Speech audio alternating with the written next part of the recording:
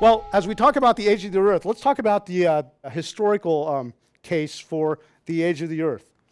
Now, prior to about the 1700s, most Christians believed that the earth was young. And most geologists also believed that the earth was young. And why was it? Can somebody raise their hand and tell me why you think that they thought it was young? Anybody? Why would all those people think it was young? Yes, sir.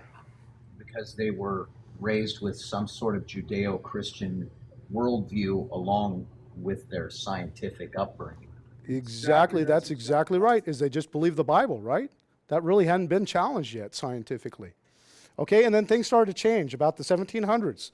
A guy by the name of James Hutton, he lived from 1726 to 1797. James Hutton was a farmer in Scotland, but he also liked geology. And so Hutton took his friends and he went out to a place called Sicker Point. And this is a picture of Sicker Point, and you can see that we've got layers going this way. We've got layers going this way. We've got layers right there going that direction. Now Hutton looked at that and he said, how did this form?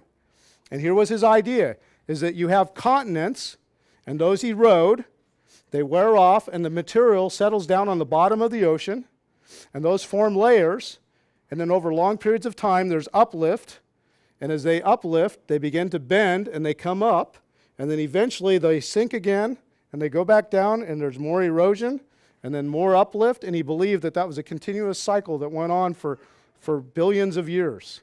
And that was Hutton's idea about Sicker Point.